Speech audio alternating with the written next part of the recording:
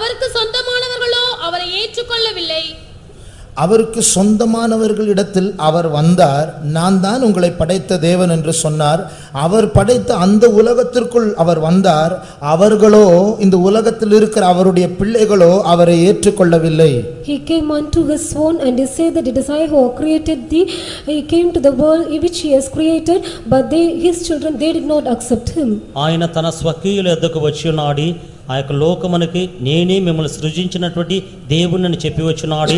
అయినప్పటికీ కూడా వారు ఆయనను అంగీకరింపలేదు. அண்மையில் ஒரு மனுஷன் இப்படி சொன்னார். Recently a man said, ఒక మనుషుడు ఈ విధముగా చెప్పినాడు, நான் இனி ஒரு ஆளுடைய பூமியில் விருந்தாளியா இருக்க நான் விரும்பவில்லை. I do not want to be a Guest I do not want to be a guest in someone else's house.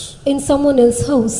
ఇంకా ఈ యొక్క విందుకు వచ్చినటువంటి వాని యొక్క ఇల్లైనటువంటి ఈ యొక్క భూమి అందు ఉండుటకు నేను ఇష్టపడలేదు. அவர் எந்த அர்த்தத்தில் சொன்னார் என்றால், இந்த பூமி, இந்த உலகம் தேவனுடையதா இருந்தால் நான் அந்த தேவனுடைய பூமியில் ஒரு விருந்தாளியை போல் இருக்க நான் விரும்பவில்லை. He meant that if this world belongs to the Lord, then I do not want to be a guest in this world. ఈ యొక్క భూమి దేవునిదై ఉన్నట్లయితే ఈ యొక్క భూలోకములో నేను ఒక విందుకు వచ్చిన వాని వలె ఉండుటకు నేను కోరుకునట్లేదు. அந்த அர்த்தம் நான் தேவனிடத்தில் சமர்ப்பிக்கிறேன் என்றல்ல. ராஜ்யம், அவர் தொடர்ந்து சொன்ன காரியம், ராஜ்யம் என்னுடையது, வல்லமை என்னுடையது, மகிமை என்னுடையது என்று சொன்னார். அந்த பரமண்டலத்தில் உள்ள அந்த ஜெபத்தினுடைய கடைசி பகுதி எடுத்து ராஜ்யமும் வல்லமையும் மகிமையும் தேவனுக்குரியது என்று சொல்லப்பட்டிருக்கிறது. நான் அந்த தேவனுக்குடைய உலகத்தில் விருந்தாளியை போல் இருக்கிறேன். நான் தான் ஓனர் இந்த உலகத்தில். ராஜ்யம் என்னுடையது, வல்லமை என்னுடையது, மகிமை என்னுடையது என்று அவர் சொன்னார். Jesus said in his prayer that the kingdom, the glory all belongeth unto him. Therefore this man said that he do not want to be a guest in this world which belongeth to the Lord. ఆయన ఆ విధముగా చెప్పినాడని చెప్పినట్లయితే ఆయన ఏదో దేవుని యొక్క చేతులు సమర్పించుటకు ఆ విధముగా చెప్పలేదు. కానీ ఈ యొక్క పరలోకములో నుంచి పరలోకమునకు సంబంధించిన యొక్క ప్రార్థనలో చెప్పిన విధముగానే ఆయన యొక్క రాజ్యమును, ఆయన యొక్క మహిమను, శక్తి ఆయనదై ఉన్నది కనుక నేను ఆ విధముగా ఉండుటకు కోరుకొనలేదని చెప్పినాడు. ஆகையால் இந்த உலகத்தில் இன்றைக்கு கிரியை செய்கிறதான ஆவி என்னவென்றால், உண்மையான தேவனை ஏற்றுக்கொள்ள ஜனங்களுக்கு மனதில்லாமல் இருக்கிறது. அவரை எப்படியாவது இந்த உலகத்தை விட்டு வெளியே தள்ள வேண்டும்.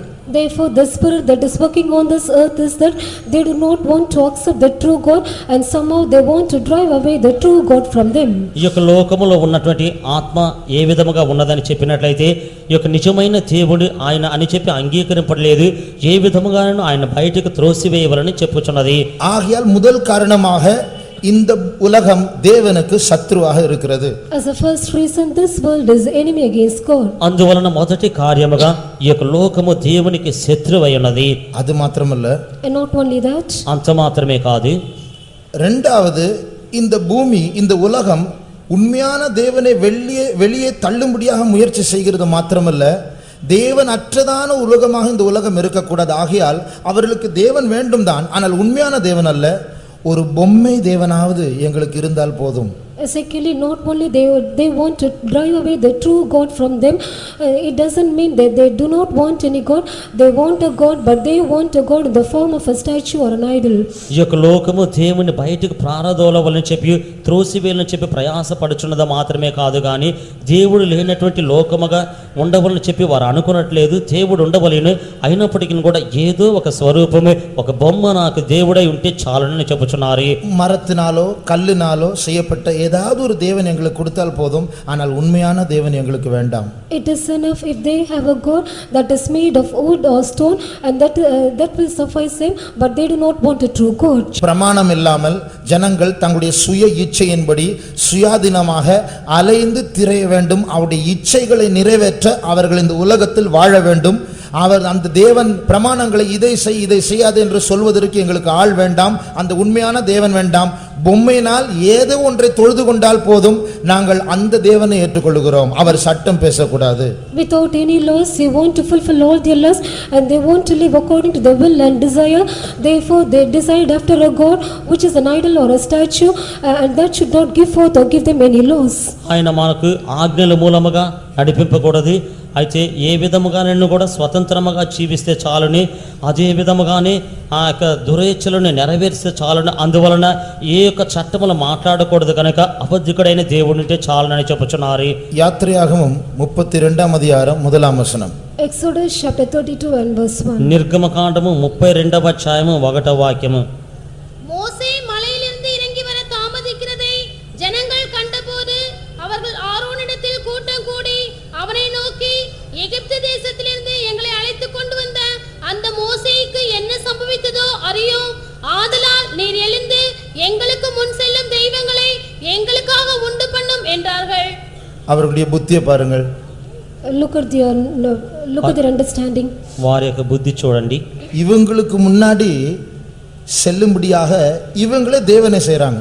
They made gods for themselves in order to go before them. వీరికి ముందుగా వీరిని నడిపించుట కొరకే వీరే దేవుని చేయుచున్నారు. மோசேக்கு என்னதான் சம்பவித்ததோ தெரியாது. ஆகையால் ஆரோனே, எப்படியாவது நமக்கு முன்பாக சென்று நம்மை நடத்தும்படியாக தேவர்களை உண்டாக்குங்கள். They say that we do not know what had happened to Moses, therefore make us gods which shall go before us. మోషేకు ఏమాయినో మనకు తెలియదు. అహరోను మనకు ముందుగా నడుచుట కొరకు దేవతను మన కొరకు మా కొరకు సిద్ధము చేయమని చెప్పినారు. அந்த தேவர்கள் அவர்களை எங்கே நடத்தும்? அவர்களே உண்டாக்குகிற தேவர்கள் அவர்களை எங்கே நடத்தும்? They themselves make gods, and where shall the God lead them? ఆ యొక్క దేవత ఏ విధముగా వారిని నడిపించును, వారే ఆ యొక్క దేవతను చేసినారు. ஜனங்களுக்கு பிரமாணம் என்றால் இஷ்டமில்லை. People are not desirous of laws. జనులకు ప్రమాణము ఇచ్చుట ఇష్టము లేదు. சத்தியம் அவர்களுக்கு வெறுப்பாக இருக்கிறது. Truth was hated to them. సత్యం అన్నది వారికి ద్వేషముగా ఉన్నది. இன்றைக்கு உலகம் சொல்லுகிறது எம்மதம் சம்மதம். Today the world says that all religion is equal. ఇప్పుడు లోకములో చెప్పబడుచున్నది ఏ మతమైనను కూడా సరే అని చెప్పుచున్నది. எல்லா நதிகளும் கடைசியாக கடலில் போய் விழுகிறது போல எந்த மதத்தில் இருக்கிற எந்த மனுஷனா இருந்தாலும் சரி, எப்படி தொழுது கொண்டாலும் சரி, கடைசியா நம்ம எல்லாரும் பரலோகம் போகலாம். All the rivers go and fall into the sea. Therefore to whichever religion we belong to, whatsoever God we worship, finally we all can go to God. నదులన్నీ కూడా ప్రవహించుచు ఆఖరిగా సముద్రంలో పోయి పడిన విధముగానే మనం ఏ దేవతనైనా ఏ మతములైనా కూడా ఆరాధిస్తే ఆఖరిగా మనం పరలోకముకి వెళ్ళేదము. பிரியமானவர்களே, அப்படிப்பட்டதான ஒரு சொல்லை கேட்பது நல்லதுதான். It is good to hear such a saying. ఆ విధముగా వినే మాట మంచిదా? ஏனென்றால் நாம் இந்துவா இருந்தாலும் சரி, கிறிஸ்தவர்களா இருந்தாலும் சரி, முஸ்லிமா இருந்தாலும் சரி, நாஸ்திகரா இருந்தாலும் சரி, புத்த மதத்தை சேர்ந்தவர்களா இருந்தாலும் சரி, நாம் ஏன் சண்டை போட வேண்டும்? ஒன்றா இருப்போம். எம்மதம் சம்மதம். எப்படி தொழுது கொண்டாலும் பரலோகம் போவோம். Though we are Hindus or Christians or Muslims or Buddhists, there is no reason for us to quarrel, because it is said that all religion is equal. So to whichever religion we belong, though however we worship, finally we can go to heaven. హిందువులమైనప్పటికీ కూడా, క్రైస్తవులమైనప్పటికీ కూడా, నాస్తికులమైనప్పటికీ కూడా, ముస్లిం మతములకు చెందిన వారమైనప్పటికీ కూడా, బౌద్ధికులమైనప్పటికీ కూడా, ఎవరైతే ఏమైనప్పటికీ కూడా పర్వాలేదు, అందరూ ఒకటే. ఆఖరిగా మనం అక్కడికి వెళ్ళేదమని చెప్పేదారు. கணிதத்தில் ஒரு கேள்வி கேட்கப்படும் போது அதற்கு பதில் ஒரே ஒரு பதில்தான். When question is asked in mathematics, there is only one answer for it. గణితములో ఒక ప్రశ్న వేయినప్పుడు దానికి జవాబు ఒకే ఒక జవాబు. ஆகையால் தான் வாத்தியார் சிலருக்கு டிக் போடுகிறார், சிலருக்கு தவறு என்று அவர் எழுதுகிறார். Therefore the teacher put ticks for some people and he also put strong for some. అందుకొరకే ఉపాధ్యాయులు కొంతమంది తప్పని చెప్పుచున్నారు, కొంతమంది సరి అని ఆయన మార్కు వేయుచున్నారు. அதே போல சத்தியம் ஒன்றுதான். Even so truth is one. అదే విధముగానే సత్యం ఒకటే. உங்களுடைய தகப்பனார் அவர் அமெரிக்காவில் பிறந்தவராக இருந்தால் அவர் இந்தியாவில் பிறக்கவில்லை என்றுதான் அர்த்தம். If your father is born in America, then it means that he is not born in India. మీ యొక్క తండ్రి అమెరికాలో పుట్టినవాడైతే ఆయన ఈ యొక్క ఇండియాలో పుట్టినవాడని చెప్పి అర్థమైనది. அவர் அமெரிக்காவிலும் பிறந்தார், இந்தியாவிலும் பிறந்திருக்கிறார், இலங்கையிலும் பிறந்தார், அவர் ஜப்பான். இப்படி நாம் சொன்னால் ஒன்று நான் பொய் சொல்லுகிறேன், இல்லை என்றால் எனக்கு பைத்தியம் பிடித்திருக்கிறது.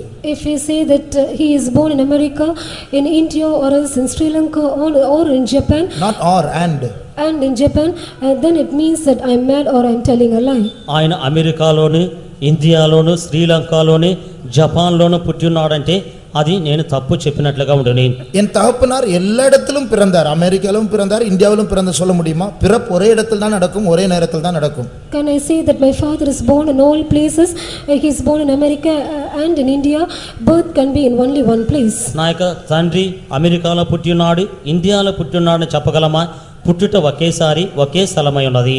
இதே போல தேவன் ஒன்று ஒருவராய் இருக்கலாம், இல்லை என்றால் மூவர் திருத்தோராக இருக்கலாம், இல்லை என்றால் 33 கோடி தேவர்கள் இருக்க வேண்டும். எல்லாம் ஒன்றாக சமமாக சத்தியமாக இருக்க முடியாது.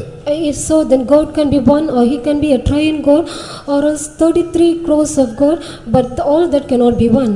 దేవుడు ఒక్కడే అయి ఉండవచ్చును, లేకపోతే తృతీయమైనటువంటి దేవుడై ఉండవచ్చును, లేకపోతే 33 కోట్ల దేవుడై ఉండవచ్చును. ఈ విధముగా చెప్పకూడదు. முஸ்லிம் சொல்லுகிறது தேவன் ஒருவர்தான். Muslims say that God is one. ముస్లిం వారు చెప్పుచున్నారు దేవుడు ఒక్కడే. கிறிஸ்தவர்கள் சொல்வது தேவனும் ஒருவர்தான், ஆனால் அவர் திருத்தோராக இருக்கிறார். Christians say that God is one, but he is a triune God. క్రైస్తవులు చెప్పుచున్నారు దేవుడు ఒక్కడే, ఆయనను కూడా ఆయన తృతీయుడై ఉన్నాడు. இந்துக்கள் சொல்லுகிறார்கள் 33 கோடி தேவர்கள் இருக்கிறார்கள். Hindus say that there are 33 crores of gods. హిందువులు చెప్పుచున్నారు 33 కోట్ల దేవుడు ఉన్నారని చెప్పి. புத்த மதத்தை சேர்ந்தவர்கள் சொல்லுகிறார்கள் தேவனே இல்லை என்று. Buddhists say that there is no God. బౌద్ధికులు చెప్పుచున్నారు దేవుడు లేడని వారు చెప్పుచున్నారు. எம்மதம் சம்மதம் சொல்ல முடியுமா? எல்லாம் ஒண்ணுதானா? எல்லாம் சத்தியம் தானா? அது எப்படி? Can we say that all religion is equal? Is it so? Then how can it be? అన్నీ కూడా ఒకటి అని చెప్పగలరా? అవన్నీ సత్యముగా ఉన్నవా? ఏ విధముగా ఉన్నవి? இதனுடைய கருத்து என்ன? உலகத்திற்கு, இன்றைய உலகத்திற்கு சத்தியம் வேண்டாம், எப்படியாவது ஒன்றா இருந்தால் போதும், எந்த மதமும் வேண்டாம், எம்மதம் சம்மதம் எல்லாம் ஒன்றா சேர்ப்போம், ஒரு அவியலை போல எல்லாவற்றையும் சேர்த்து கலந்து ஏதோ ஒரு பொம்மை தேவனை தொழுது கொண்டால் போதும், சத்தியம் வேண்டாம். The meaning of it is that the world do not want a true God, but they say that all religion is equal. They want to make mixture of all the religion together, but they do not want a true God, and they want to worship an idol or a doll. దీని యొక్క భావం ఏమిటంటే సత్యవంతుడైన దేవుడు వద్దు అందరిని కూడా సమానమే అని చెప్పి అందరిని కలుపుకుంటే చాలని ఈ విధముగా అని చెప్పి వారు ఆరాధిస్తే చాలని చెప్పుకొని ఉన్నారు.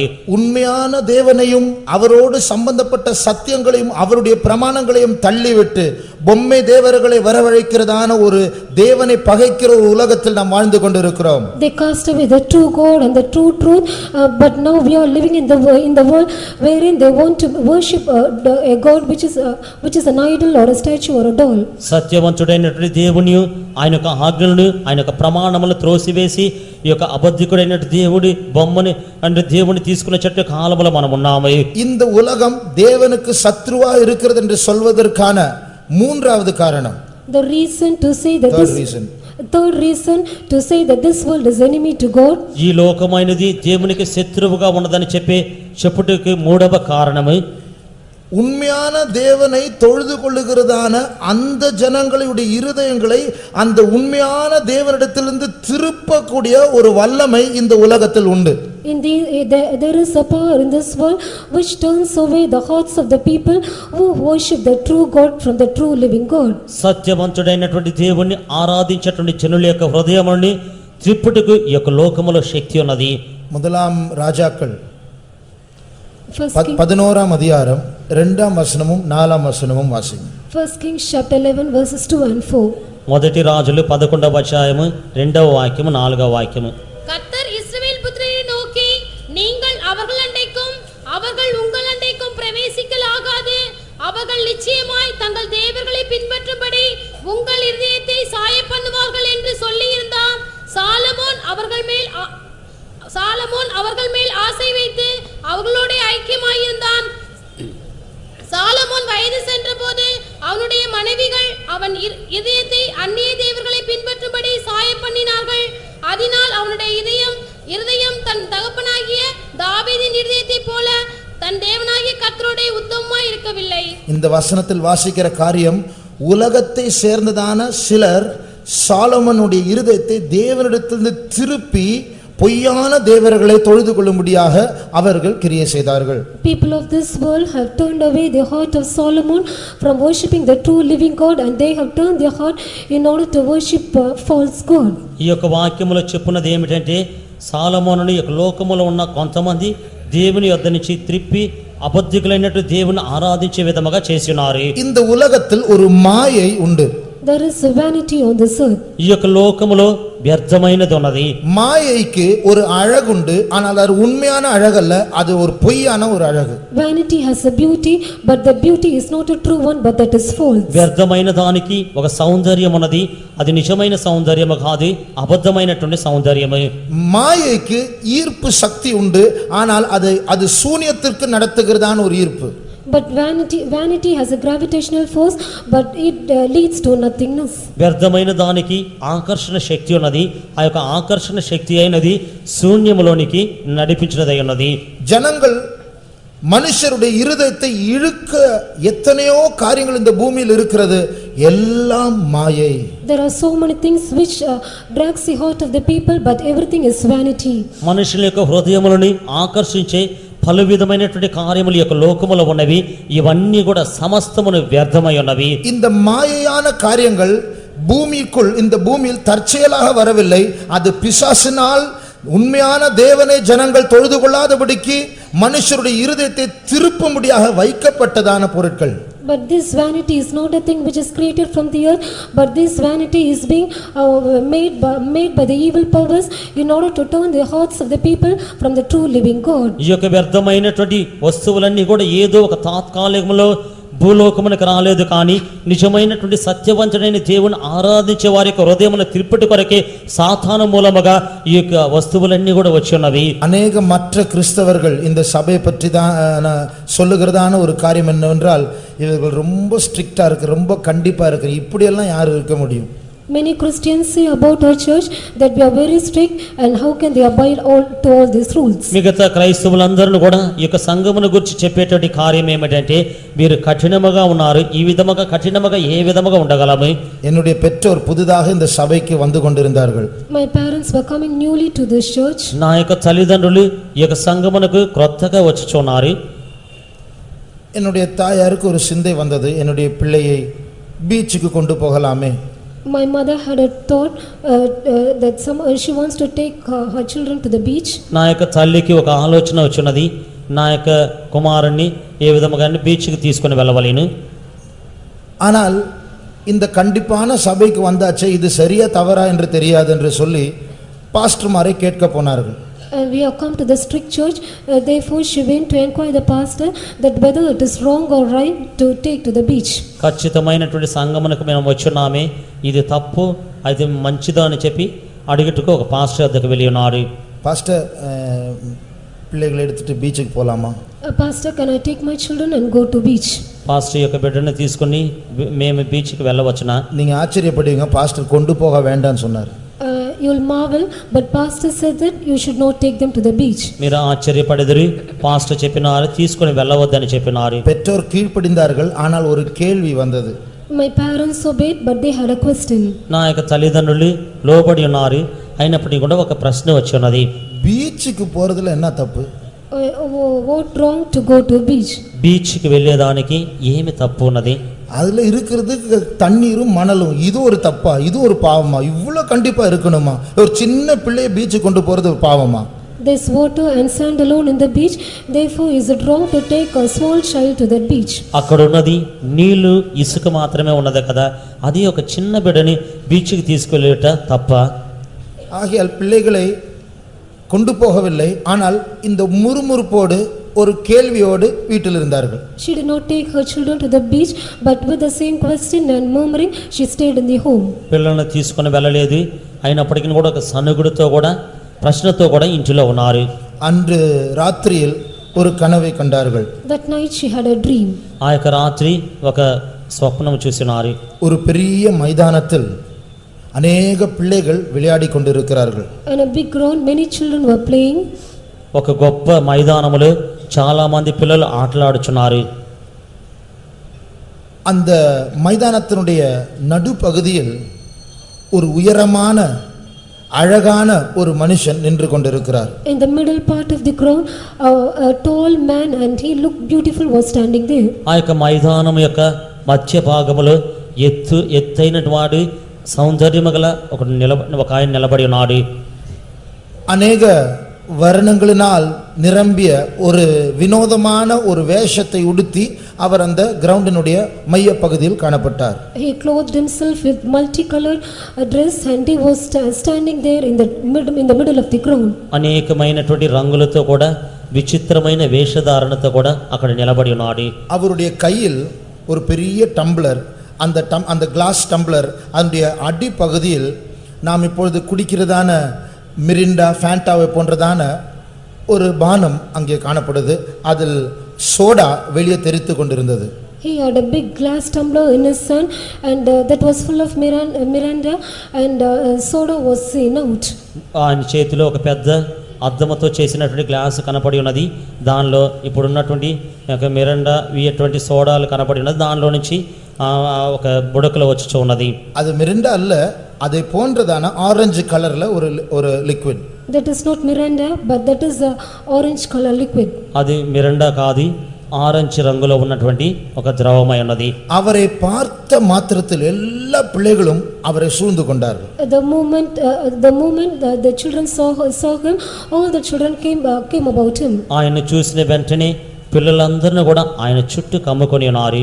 அவரை வேண்டும், அவர் கையில் வைத்ததையும் வேண்டும் என்று எல்லாரும் அவரை நெருக்கினார்கள். All the children they came around him saying they want him as well as the juice that was in his hand. ఆయన కావలిని ఆయనకు చేతిలో ఉన్నవి కావాలని చెప్పి ఆయన దగ్గరకు వచ్చున్నారు.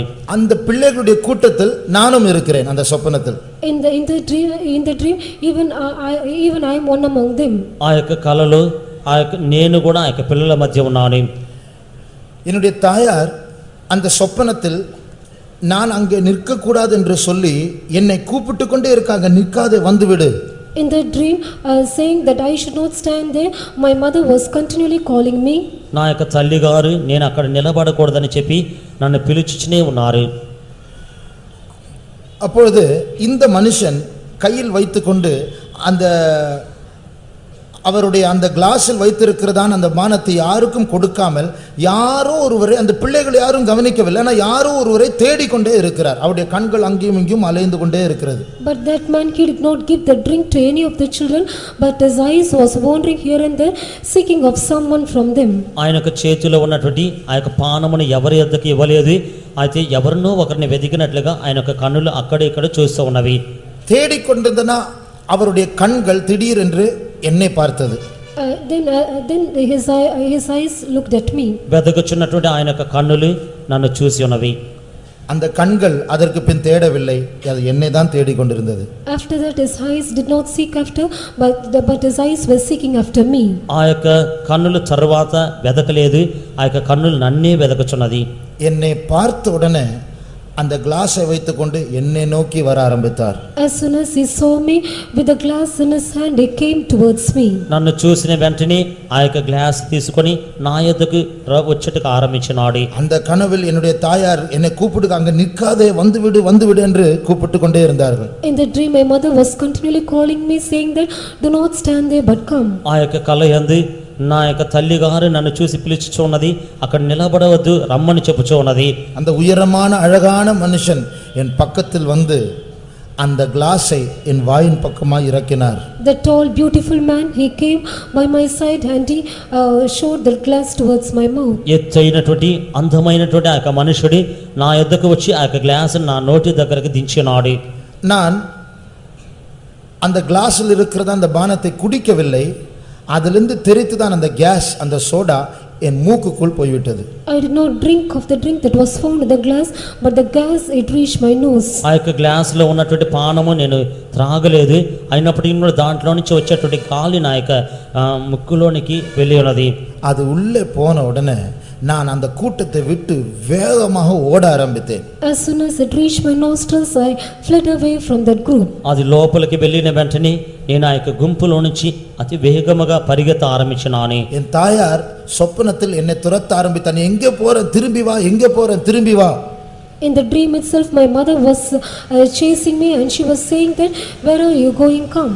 నా యొక్క తల్లిగారు ఆ యొక్క కల యందు నన్ను పట్టుకున్నట్టుగా వచ్చుచున్నది, ఎక్కడికి వెళ్ళుచున్నావు అని చెప్పి అడుగుచూ ఉన్నది. ஆனால் நான் அவர்களை விட வேகமாக ஓடிக்கொண்டே இருந்தேன். But I was running faster than her. ఆమె కంటే కూడా నేను వేగముగా పరిగెత్తుచుంటిని. நான் ஓடும்போது ஒரு காரியத்தை சொல்லிக்கொண்டே ஓடினேன். As I was running, I was uttering a thing. నేను పరిగెత్తినప్పుడు ఒక కార్యమును చెప్పుచూ పరిగెత్తుచుంటిని. அது என்ன தெரியுமா? Do you know what it is? అదేమిటో తెలుసా? எனக்கு இயேசு வேண்டாம், எனக்கு இயேசு வேண்டாம் என்று சொல்லி ஓடிக்கொண்டே இருந்தேன். I was running saying that I do not want Jesus, I do not want Jesus. నాకు యేసు వద్దు, నాకు యేసు వద్దు అని చెప్పి చెప్పుచూ పరిగెత్తుచూ ఉన్నాడు. அதோடு முடித்து விட்டார்கள். Over that she woke up. దానితో కూడా ఆమె మేల్కొని ఉన్నది. உடனே அவர்களுக்கு அர்த்தம் என்ன என்று அவர்களுக்கு விளங்கினது. Immediately she understood the meaning. దాని యొక్క అర్థం ఏమిటో అని చెప్పి వెంటనే ఆమెకు తెలిసి ఉన్నది. அந்த அழகான உயரமான மனுஷன், வினோதமான வேஷத்தை உடுத்தி இருக்கிற அந்த மனுஷன் தான் இந்த அழகான உலகம். The tall beautiful man clothed with colored dress is this beautiful world. ఎత్తైనటువంటి అందమైనటువంటి విచిత్ర వేషధారణ కలిగినటువంటి ఆ యొక్క మనుషుడే యొక్క లోకము. அவர் கையில் வைத்திருக்கிற அந்த பானம் இந்த உலகத்தின் இன்பங்கள். The drink that he had in his hand is the pleasures of this world. ఆయన యొక్క చేతిలో ఉన్నటువంటి ఆ యొక్క పానమైనది ఈ యొక్క లోక సంతోషములే.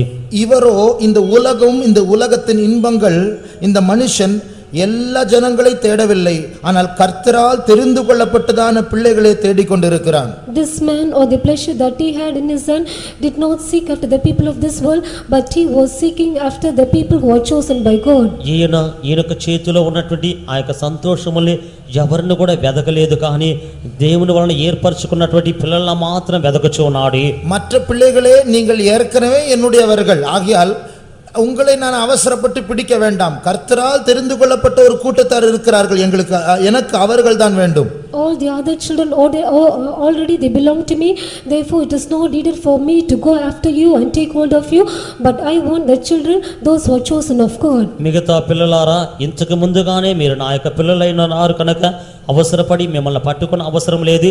ప్రభువు మూలముగా ఏర్పరచుకున్న వారి మాత్రమే పట్టుకొనవలెను. அவர் என் பக்கமாய் வந்தபோது நான் அந்த இன்பத்தை குடிக்கவில்லை.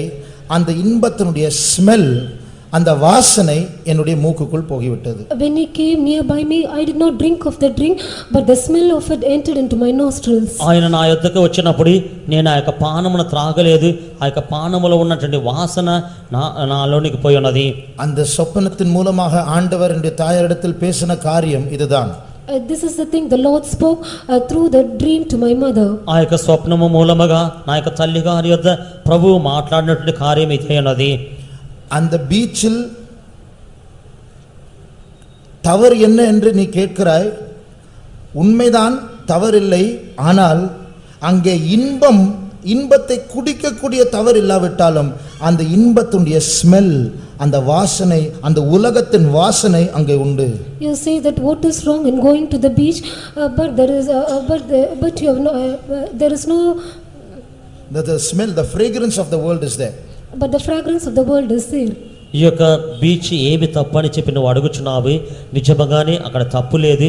అదే విధముగానే లోక సంతోషములు త్రాగే విధముగా అక్కడ లేదు, కానీ ఆ యొక్క లోక సంతోషములు వాసన చూసేటువంటి విధముగా అక్కడ ఉన్నది. அங்கே இருப்பது வெறும் தண்ணீரும் மணலும் மாத்திரமல்ல, அங்கே ஒரு லௌகிகமும் உண்டு.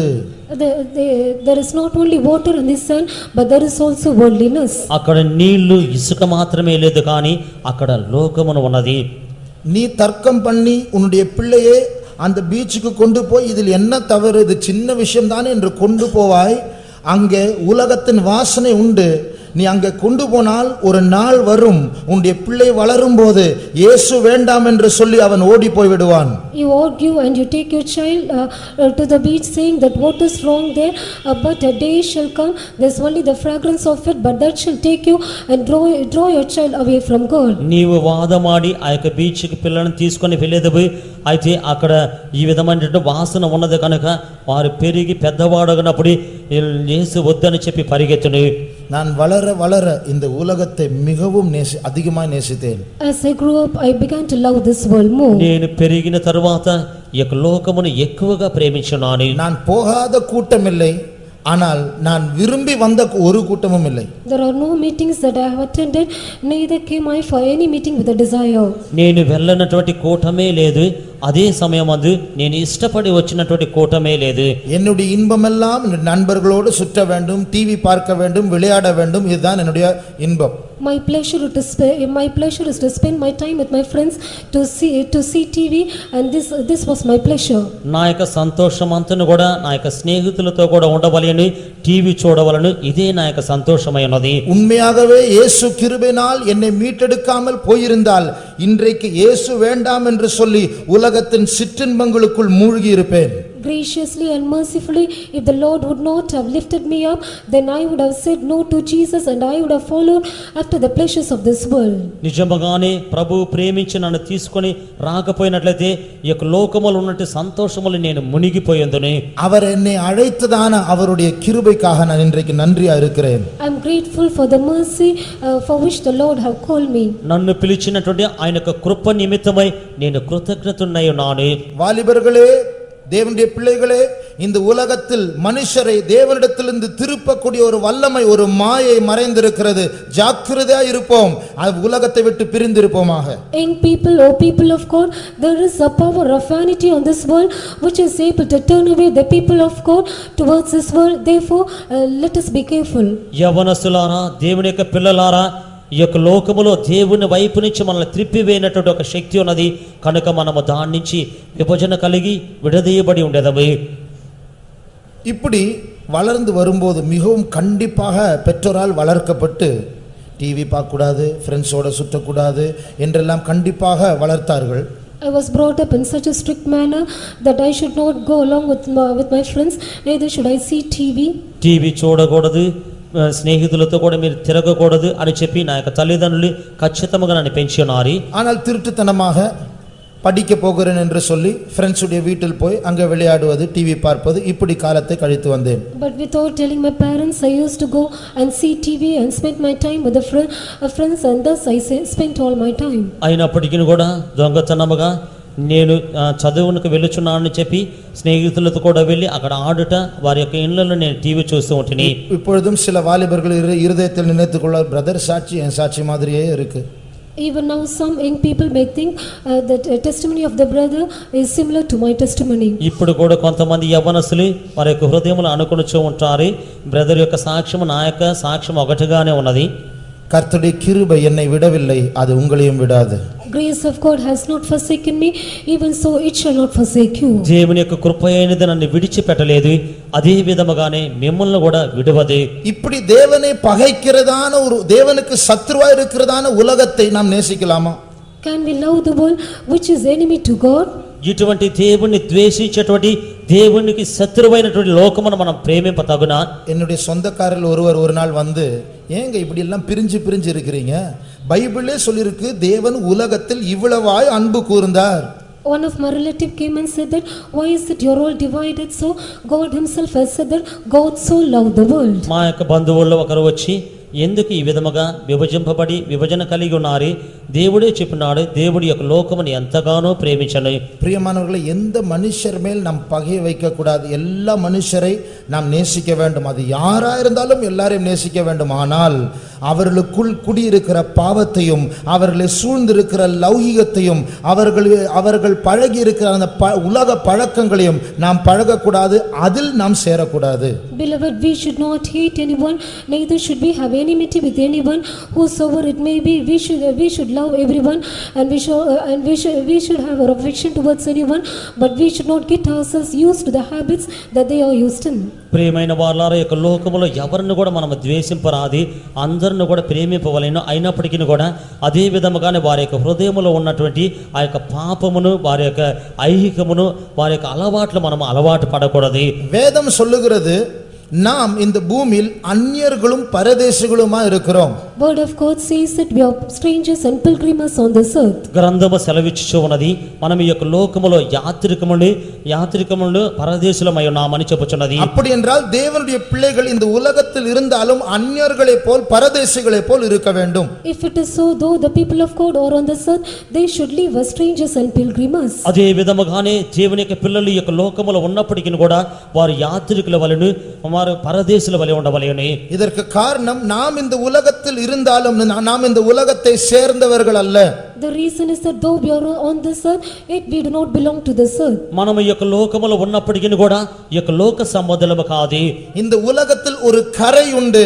அந்த கரை நம்முடைய இருதயத்தின் மேல் பட்டால் நம்முடைய இருதயத்தை அது தேவனிடத்திலிருந்து திருப்பி விடும்.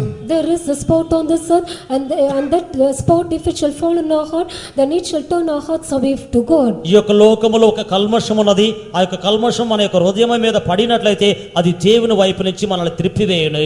யாக்கோபு 1:27 வாசிப்போம். James 1 and verse 27. యాకోబు 1:27 చదివేదము. திக்கற்ற பிள்ளைகளும் விதவைகளும் படுகிற உபத்திரவத்திலே அவர்களை விசாரிக்கிறதும் உலகத்தால் கரைப்படாதபடிக்கு தன்னை காத்துக் கொள்கிறதுமே பிதாவாகிய தேவனுக்கு முன்பாக மாசில்லாத சுத்தமான பக்தியாயிருக்கிறது. ஆகையால் உலகத்தினால் கரைபடக்கூடாது என்று வசனம் சொல்லுகிறது. Word of God says that we should not be spotted of this world. ఇహలోక మాలిన్యము తనకు అంటకుండా అని చెప్పి యొక్క గ్రంథము చెప్పుచూ ఉన్నది. ஆத்துமாவை கரைப்படுத்தக்கூடியதான கரைகள் இந்த பூமியில் உண்டு. There are spots which spot our soul. ఆత్మను కలంకపరిచినటువంటి మాలిన్యం యొక్క లోకములో ఉన్నది. நம்முடைய சரீரத்தை நம்முடைய வஸ்திரங்களை கரைப்படுத்தக்கூடியதான அழுக்கு தூசி இந்த பூமியில் உண்டு. There are also filthiness that are found on this earth which stains our body and our soul. మన యొక్క శరీరమును మన యొక్క వస్త్రములకు మాలిన్యము కలుగు చేసేటువంటి ఈ యొక్క దుమ్ము ఈ యొక్క భూమిలో ఉన్నది. வியாதிகளை உற்பத்தி செய்கிறதான கிருமிகள் நம்முடைய கண்களுக்கு தெரியாமல் இருந்தாலும் இந்த ஆகாயத்தில் உண்டு. Though the germs that create diseases are not visible to our eyes, yet these germs are found in the air. వ్యాధులను కలుగు చేసేటువంటి క్రిములు మన యొక్క కన్నులకు తెలియకపోయినప్పటికీ కూడా ఈ యొక్క శూన్యముల ఆకాశములో ఉన్నది. நாம் இப்பொழுது சுவாசிக்கும் போதுதானே ஆயிரக்கணக்கான கிருமிகள் மூக்குக்குள்ள செல்லுகிறது. As we breathe in, thousands of germs enter into our nostrils. మనము శ్వాసించినప్పుడు వేల కొలది యొక్క క్రిములు మన యొక్క లోపలికి వెళ్ళుచున్నవి. இது போல மனுஷருடைய ஆத்மாவை தேவனிடத்திலிருந்து திருப்பக்கூடியதான பாவ கரைகள் லௌகிக கரைகள் இந்த பூமியில் தாராளமாக உண்டு.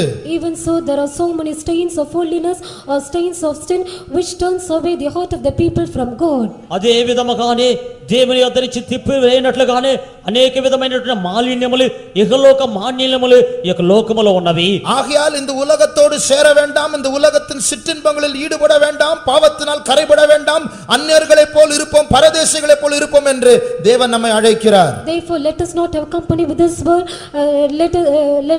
let us not follow the pleasures of this world, neither let us enjoy the things that are found in this world, but the word of God says that let us live as strangers and pilgrims. అందువలన ఈ యొక్క లోకముతో కూడా మనము చేరకూడదు, ఈ యొక్క లోక సంబంధమైన సంతోషములు అనుభవింపకూడదు, ఈ యొక్క లోకములో ఉన్నటువంటి వాటితో మాలిన్యం అంటకుండా మనం ఉండవాలని చెప్పి ఆ పరదేశులు గాని మనం యాత్రికులము గాని ఉండవాలని చెప్పి చెప్పబడుచున్నది. இப்பொழுது மறுபடியும் ஆரம்பத்தில் வாசித்ததான அந்த வசனத்துக்கு நம்முடைய வேதாகமத்தை திருப்புவோமாக. யோவான் 3:8. Let us turn our Bibles to the first verse, that is John chapter 3 and verse 8. ఇప్పుడు ఆరంభములో చదివినటువంటి యోహాను 3:8 మనము త్రిప్పేదము. மறுபடியும் வாசிப்போம். காற்றானது தனக்கு இஷ்டமான இடத்திலே வீசுகிறது, அதன் சத்தத்தை கேட்கிறாய், ஆகிலும் அது இன்ன இடத்திலிருந்து வருகிறது என்றும் இன்ன இடத்துக்கு போகிறது என்றும் உனக்கு தெரியாது. ஆவியினால் பிறந்தவனவனோ அவனும் அப்படியே இருக்கிறான் என்றார். காற்று வீசும்போது காற்றினுடைய சத்தத்தை நாம் கேட்கலாம், நம்முடைய சரீரத்தில் காற்று படும்போது நாம் உணரலாம். அது எங்கேந்து வருகிறது என்று நமக்கு தெரியாது, அது எங்கே போகிறது என்று நமக்கு தெரியாது என்று வேதம் சொல்லுகிறது. Word of God says that when the wind bloweth, we can hear the sound of it and we also can feel it, but the word of God says that we cannot see that from where it cometh and whither it goeth. గాలి అయినది మనకు విసురునప్పుడు దాని యొక్క శబ్దం మనం వినగలము, దాన్ని మనం స్పర్శించగలము. అదే విధముగానే అది ఎక్కడి నుంచి వచ్చునో ఎక్కడికి పోవునో అది తెలియదని చెప్పి గ్రంథము సెలవిచ్చున్నది. அந்த காற்று அறியாத ஒரு இடத்திலிருந்து வந்து அறியாத ஒரு இடத்திற்கு போகிறது போல தேவ ஆவியினால் பிறந்த மனுஷனும் அப்படியே என்று அதே வசனம் சொல்லுகிறது. As the wind bloweth from the place where we know not and it goeth to the place where we know not, the word of God says that so is everyone that is born of the Spirit. గాలి అయినది తెలియని చోటు నుంచి వచ్చి తెలియని చోటుకి వెళ్ళిన విధముగానే ఆత్మ మూలముగా పుట్టు ప్రతివాడును అదే విధముగా ఉన్నాడని గ్రంథము చెప్పుచున్నది. இந்த பூமியில் வாழ்ந்து வருகிற ஜனங்களுக்கு வீடு, சொத்து, இதெல்லாம் பணம், இதெல்லாம் அவர்களுக்கு மிகவும் முக்கியம். அதை நஷ்டப்படுத்தி விட்டால் அவர்களை உயிரே போய்விடும். For the people who are living on this world, their houses, their wealth, their riches are very important to them, and if they lose any of this, then they lose their own lives. ఈ యొక్క లోకములో జీవించేటువంటి జనులందరికీ కూడా తన యొక్క ఇల్లు ఆస్తి ధనము ఇవన్నీ కూడా ముఖ్యము ఇవి నష్టపడిపోయినట్లయితే వారు ఆ విధముగానే వెళ్ళిపోవాలి ஆனால் தேவ ஆவியினால் பிறந்தவர்களே கர்த்தர் நமக்கு வேறொரு செய்தியை தருகிறார் But they that are born of the Spirit, God gives us another message. ఆత్మ మూలముగా జన్మించిన వారలారా ప్రభు మనకు ఇంకొక వర్తమానం ఇచ్చుచున్నాడు அதே யோவானின் சுவிசேஷம் 17ஆம் அதிகாரம் வாசிப்போம். John chapter 17, యోహాను 17వ అధ్యాయము 16ஆம் வசனம் வாசியுங்கள். verse 16. 16వ వాక్యము நான் உலகத்தார் அல்லாதது போல நான் உலகத்தான் அல்லாதது போல அவர்களும் உலகத்தார் அல்ல. அவர்களும் உலகத்தார் அல்ல. நாம் இந்த உலகத்தை சேர்ந்தவர்கள் அல்ல. We are not of this world.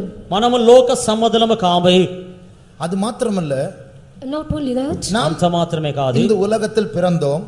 we are born on this earth. ఈ లోకములో మనము జన్మించున్నాము நம்முடைய வீடுகள் இந்த உலகத்தில் தான் இருக்கிறது. We have our houses on this earth. మన యొక్క ఇల్లు లోకములోనే ఉన్నవి நாம் படிக்கிற பள்ளிக்கூடம் இந்த உலகத்தில் இருக்கிறது. Even the school is found on this earth. మనము చదివే పాఠశాలలు యొక్క లోకములో ఉన్నవి வேலைக்கு போகும்போது இந்த உலகத்தில் தான் வேலைக்கு போகிறோம். When we go for a work, we go for a work which is on this world. ఉద్యోగమునకు వెళ్ళినప్పుడు ఈ యొక్క లోకములోనే వెళ్ళుచున్నాము இந்த கூட்டமே இந்த உலகத்தில் தான் நடக்கிறது. Even in the same meeting is being conducted on this world. ఈ యొక్క కూటము కూడా ఈ యొక్క లోకములోనే జరుగుచున్నది அப்படி நம் உலகத்தில் இருந்தாலும் பிறந்தாலும் படித்தாலும் வேலை செய்தாலும் ஆராதித்தாலும் நாம் இந்த உலகத்தார் அல்ல. Though we are on this world, though we worship, though we study, though we live on this world, yet we are not of this world. ఆ విధముగా మనం ఈ యొక్క లోకములో ఉన్నప్పటికీ లోకములో చదివినప్పటికీ లోకములో ఉద్యోగము చేసినప్పటికీ లోకములో ఆరాధించినప్పటికీ కూడా లోక సంబంధులము కాదు இந்த இடத்தில் இயேசு ஒரு காரியத்தை சொல்லுகிறார். Here Jesus says a thing, ఈ చోట యేసు ఒక కార్యముని చెప్పుచున్నాడు 18ஆம் வசனம் வாசியுங்கள். verse 18. 18వ వాక్యము நீர் என்னை உலகத்தில் அனுப்பினது போல நீர் என்னை இந்த உலகத்தில் அனுப்பினது போல நானும் அவர்களை உலகத்தில் அனுப்புகிறேன். நானும் அவர்களை உலகத்தில் அனுப்புகிறேன். As thou hast sent me into the world, even so have I also sent them into the world. నీవు నన్ను లోకమునకు పంపిన ప్రకారము నేనును వారిని లోకమునకు పంపితిని பிதாவாகிய தேவனிடத்தில் இயேசு பேசுகிற வார்த்தை இதுதான்.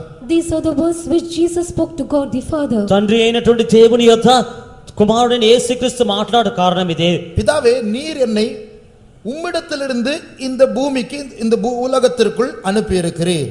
Father, thou hast sent me on this world from thee. తండ్రి మీ యొద్ద నుంచి నన్ను ఈ యొక్క లోకమునకు పంపితిరి இயேசுவை பிதா எங்கேந்து அனுப்பினார், எப்படி அனுப்பினார், எப்பொழுது அனுப்பினார்? From where did God the Father send Jesus, and for what and to where? తండ్రి అయిన దేవుడు ఈ యొక్క యేసును ఏ విధముగా పంపించినాడు ఎప్పుడు పంపించినాడు மீகா 5ஆம் அதிகாரம் 2ஆம் வசனம் வாசிங்க. Micah chapter 5 and verse 2. మీకా 5వ అధ్యాయము 2వ వాక్యము எப்ராத்தா எனப்பட்ட பெத்லகேமே, நீ யூதாவில் உள்ள ஆயிரங்களுக்குள்ளே சிறியதாயிருந்தும் இஸ்ரவேலை ஆளப்போகிறவர் இஸ்ரவேலை ஆள போகிறவர். இது இயேசுவை பற்றி ஒரு தீர்க்க தரிசனம். இஸ்ரவேலை ஆள போகிறவர் உன்னிடத்திலிருந்து பெத்லகேமிலிருந்து புறப்பட்டு என்னிடத்தில் வருவார்.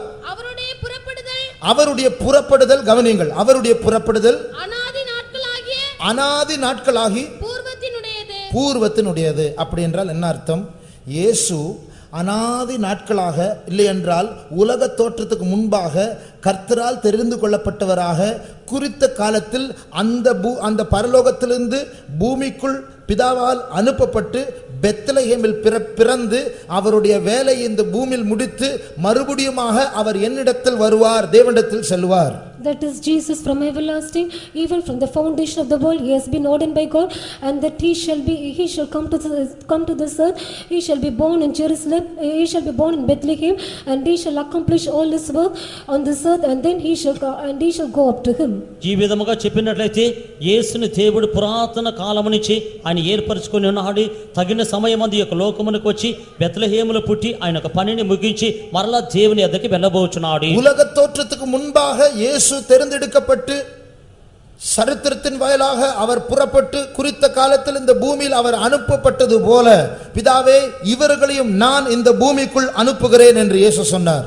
As Jesus was chosen from the foundation of the world, and that he was sent in the appointed time to this earth, and as he was accomplishing all the work, even so Jesus says that, Lord, I do send them to this world. జగత్ పునాది వేయబడక మునిపే యేసుని తండ్రి ఏర్పరచుకొని ఈ యొక్క లోకమునకు పంపిన విధముగానే తండ్రి వీరిని కూడా నేను లోకమునకు పంపుచున్నాను. இயேசு பிறந்தார் என்று நாம் சொல்லுகிறோமே, கிறிஸ்துமஸ் கொண்டாடுகிறோமே, உண்மை என்னவென்றால் இயேசு பிறக்கவில்லை, இயேசு அனுப்பப்பட்டார்.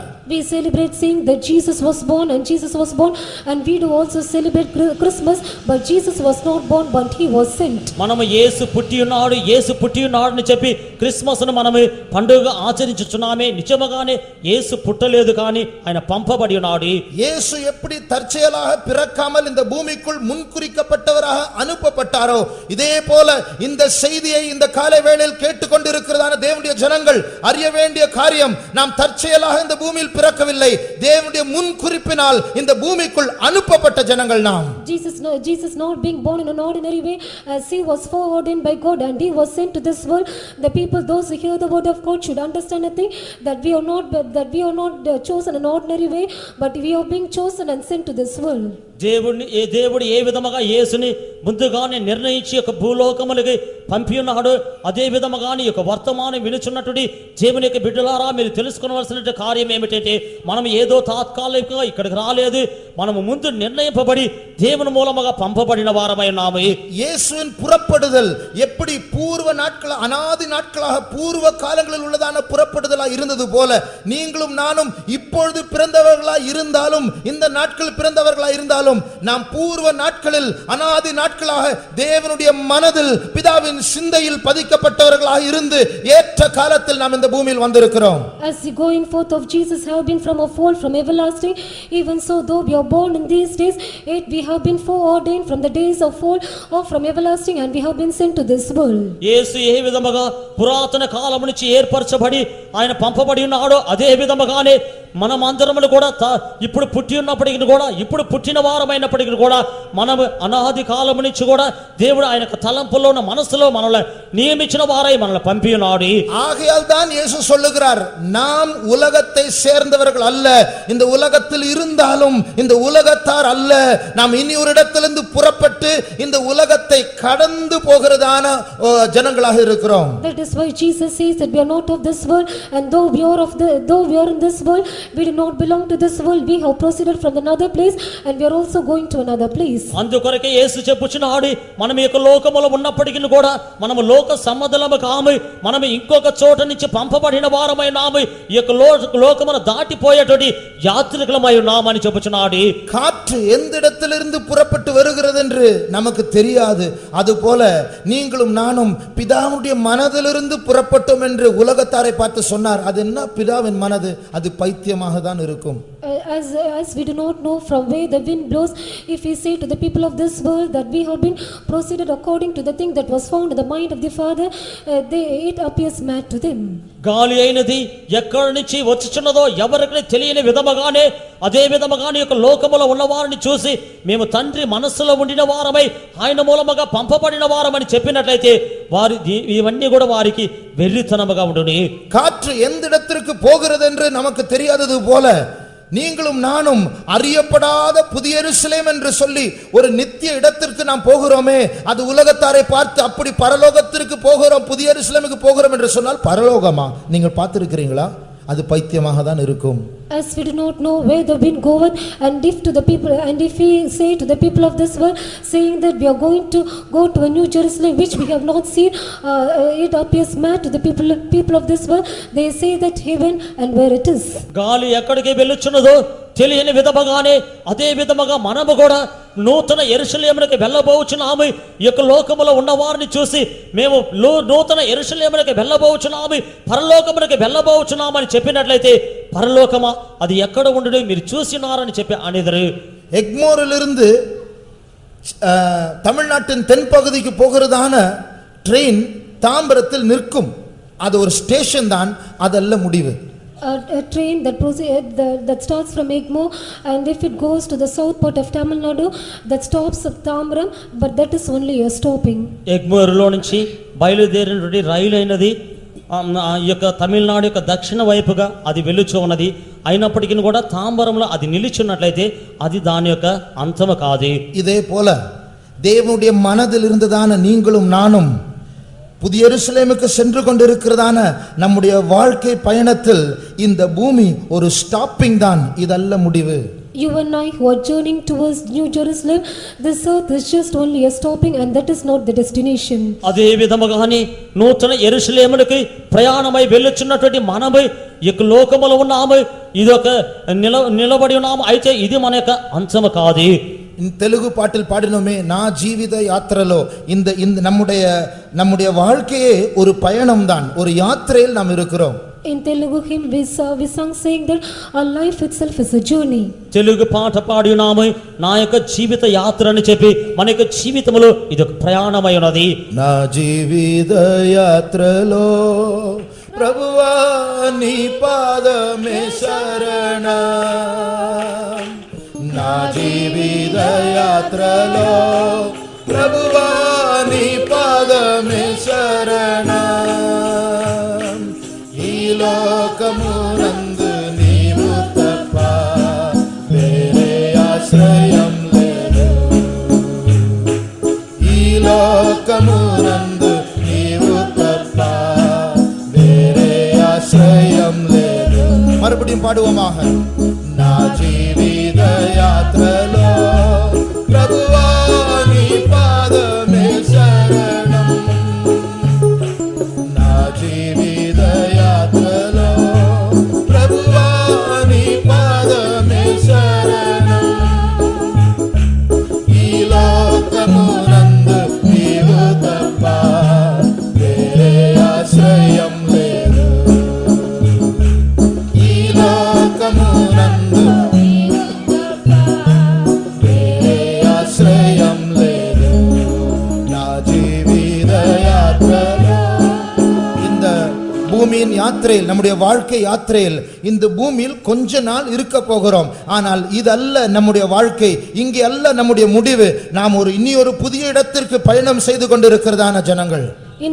In our journey on this earth, we are going to be for a while on this earth, but this is not our place of destination, but we are journeying towards a destination which is in heaven. మన యొక్క జీవిత యాత్ర అనేటువంటి ఒక ప్రయాణములు కొంచెం కాలం యొక్క భూలోకములో ఉండబోచున్నాము, అయితే మనం ఒక క్రొత్త స్థలమునకు వెళ్ళబోచున్నాము, ఇది ఒక మన యొక్క ముగింపు కాదు. ஜிம் ரீவ்ஸ் என்ற ஒரு கிறிஸ்தவ பாடகர் இப்படி ஒரு ஆங்கில பாட்டை பாடினார். This world is not my home, I am just passing through. அதாவது இந்த உலகம் என்னுடைய வீடு அல்ல, நான் இந்த உலகத்தை கடந்து போகிறேன், அவ்வளவுதான். He has sung saying that this world is not a home, but I am just passing through. ఈ యొక్క ఇంగ్లీష్ పాటలో ఈ యొక్క లోకము నా యొక్క ఇల్లు కాదు, ఈ యొక్క లోకమును దాటి నేను వెళ్ళుచున్నానని చెప్పినాడు. கர்த்தர் ஏன் நம்ம இந்த உலகத்தில் கொண்டு வந்தார்? Why has the Lord placed us on this world? ప్రభు ఎందు నిమిత్తమై ఈ యొక్క లోకములోనికి తీసుకొని వచ్చున్నాడు. காற்று வீசும்போது அதனுடைய புறப்படுதல் நமக்கு தெரியாது, அது எங்கே போகிறதுன்னு தெரியாது, ஆனால் அந்த பூமியில் அந்த சத்தத்தை நாம் கேட்கலாம். When the wind bloweth, we do not know from where it cometh and where it goeth, but we can just hear its sound. గాలి వీచినప్పుడు అది మనకు తెలియదు, ఎక్కడికి వెళ్ళుచున్నదో మనకు తెలియదు, అయినప్పటికీ కూడా దాని యొక్క శబ్దము మనం தேவ ఎలాగలము. ஆவியால் பிறந்தவர்களும் அப்படியே. Even so, everyone that is born of the Spirit. ఆత్మ మూలముగా జన్మించిన ప్రతివాడుని అలాగే ఉన్నారు. நாம் அறியப்படாத ஒரு இடத்திலிருந்து வந்தவர்கள், அறியப்படாத ஒரு இடத்துக்கு போகிறவர்கள், நாம் ஒரு அந்நியர்களை போல வேடிக்கையாக இந்த பூமியில் இருந்தாலும் ஜனங்கள் நம்முடைய சத்தத்தை கேட்க வேண்டும். We have come from a place where we know not, and we are going to go to a place where we also know not. Though we are a spectacle to this world, yet we are going to reach that place. మనము తెలియని స్థలము నుంచి బయలుదేరి వచ్చిన వారమే, తెలియనటువంటి స్థలమునకు వెళ్ళే వారమే. ఈ యొక్క భూలోకములో ఉన్నప్పుడు జనులందరూ కూడా మన యొక్క శబ్దమును వినబలేను. அந்த சத்தம் தான் இந்த சத்தம், சுவிசேஷத்தின் சத்தம். That voice is this, and this is the sound of the gospel. ఆ యొక్క శబ్దమే ఈ యొక్క సువార్త శబ్దమై ఉన్నది. சண்டே ஸ்கூல் ஊழியம் செய்யும்போது அந்த சத்தம் தொனிக்கிறது. When we do the Sunday school ministry, that sound is heard. Sunday school సేవ చేయనప్పుడు ఆ యొక్క శబ్దము ధ్వనించుచున్నది. ஏரியா ஜெபங்கள் நடத்தும்போது அந்த சத்தம் தொனிக்கிறது. When area prayers are being conducted, that sound is heard. Area ప్రార్థనలు జరుగుచున్నప్పుడు ఆ యొక్క శబ్దము వినబడుచున్నది. கிராம ஊழியங்களை செய்யும்போது அந்த சத்தம் தொனிக்கிறது. When gospel work is done, that sound is heard. గ్రామ సేవలు చేయుచున్నప్పుడు ఆ యొక్క శబ్దము వినబడుచున్నది. பவனியாக செல்லும்போது போகும்போது அந்த சத்தம் தொனிக்கிறது. When we go as a procession, that sound is heard. ఊరేగింపుగా వెళ్ళుచున్నప్పుడు ఆ యొక్క శబ్దము వినబడుచు ఉన్నది. உங்களுடைய சத்தம் உலகத்திற்கு கேட்க வேண்டும். Your voice should be heard to this world. మీ యొక్క శబ్దము లోకమునకు వినబడవలెను. உங்களுடைய வாயில் இருக்கிற சத்தம் ஏது? அது சுவிசேஷத்தின் சத்தமா? The sound that is found in your mouth, is it the voice of the gospel? మీ యొక్క నోటిలో ఉన్నటువంటి శబ్దమైనది సువార్త యొక్క శబ్దమా? நம்முடைய சத்தம் தொனிக்க வேண்டும். ஜனங்கள் தேவனை அறியாதவர்கள் தேவனிடத்தில் வர வேண்டும். இந்த உலகம் சிலரை விழுங்கி இருக்கிறார்கள். விழுங்கப்பட்டவர்கள் மறுபடியுமாக தேவனிடத்தில் சேர வேண்டும். அந்த சத்தத்தை ஜனங்கள் கேட்க வேண்டும். A sound should be heard. People who are not aware of God, they should come to God. This world has swallowed certain people and they should come to God. Therefore a voice should be sounded in order to draw people to God. మన యొక్క శబ్దమును వినినప్పుడు కొంతమంది దేవుని వైపుగా త్రిప్పబడి రావలేను. ఆ కొంతమందిని లోకము మింగివేస్తున్నది. మన యొక్క శబ్దము వినినప్పుడు వారందరూ కూడా మరలా తిరిగి రావలేను. అదే విధముగానే మన యొక్క శబ్దము ప్రజలందరిని వినవలేను. தேவனால் முன்குறிக்கப்பட்ட ஜனமே, இந்த உலகம் அநேக கோடிக்கணக்கான மக்களை சிறைப்படுத்தி வைத்திருக்கிறது. People of God, foreordained by God, this world has captivated crores and crores of people. దేవుని మూలముగా ముందుగా నిర్ణయింపబడినటువంటి ప్రజలారా, ఈ యొక్క లోకము కోట్ల లెక్కలో ఉన్నటువంటి జనుల్ని బంధించి ఉన్నది. தேவ ஆவியால் பிறந்தவர்களே அந்த ஜனங்களை, சிறைப்பட்ட ஜனங்களை கொண்டு வரக்கூடிய தேவனுடைய சபையில் தேவனோடு இணைக்கக்கூடிய சத்தம் உங்களிடத்தில் என்னிடத்தில் உண்டு. They that are born of the Spirit, you and I have a voice in order to draw the people who are gone away from God, to bring them to God. ఆత్మ మూలముగా జన్మించిన వారులారా, మీ యొద్ద ఆ యొక్క చెరసాలలో ఉన్నటువంటి జనులను విమోచించి దేవుని వైపుకు తీసుకొచ్చేటువంటి శబ్దము మీ యందును మా యందును ఉన్నది. நாம் தான் அந்த தேவ ஆவியினால் பிறந்தவர்கள். We are those who are born of that Spirit. మనమే ఆ యొక్క దేవుని ఆత్మ మూలముగా జన్మించిన వారమే. இந்த பூமியில் பெந்தேகோஸ்தே ஜனங்கள் தேவ ஆவியால் பிறந்தவர்கள்.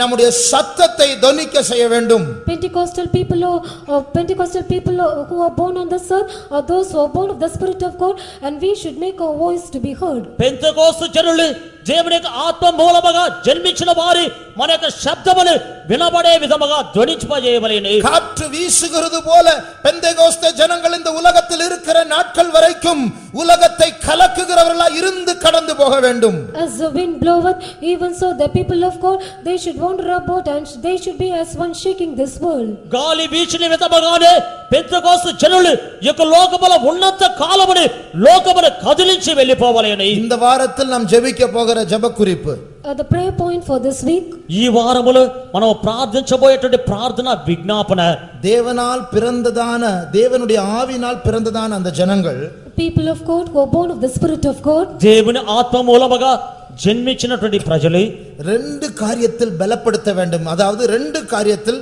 பலன் அடைய வேண்டும், அபிஷேகத்தை பெற்றுக்கொள்ள வேண்டும்.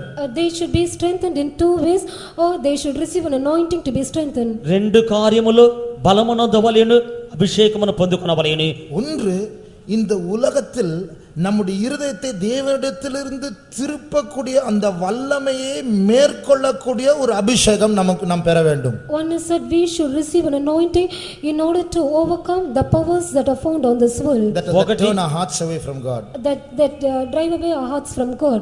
ఒకటి ఈ యొక్క లోకములో ఉన్న ఆ యొక్క మన యొక్క హృదయమును దేవుని వైపు నుంచి తిప్పేటువంటి శక్తిని జయించేటువంటి అభిషేకమును మనం పొందుకొనవలెను. மறுபடியும் சொல்லுகிறேன், இந்த உலகத்தில் நம்முடைய இருதயங்களை தேவனிடத்திலிருந்து திருப்பக்கூடியதான வல்லமைகள் உண்டு. அந்த வல்லமைகளை மேற்கொள்ளக்கூடிய அபிஷேகத்தை நாம் ஒவ்வொருவரும் பெற்றுக்கொள்ள வேண்டும். There are powers which drive our hearts away from God. Therefore we should receive an anointing to overcome all such powers which turn our hearts from God. మరలా చెప్పుచున్నాను, ఈ యొక్క లోకములో మన యొక్క హృదయములను దేవుని వైపు నుంచి తిప్పివేయనటువంటి శక్తులు ఉన్నవి.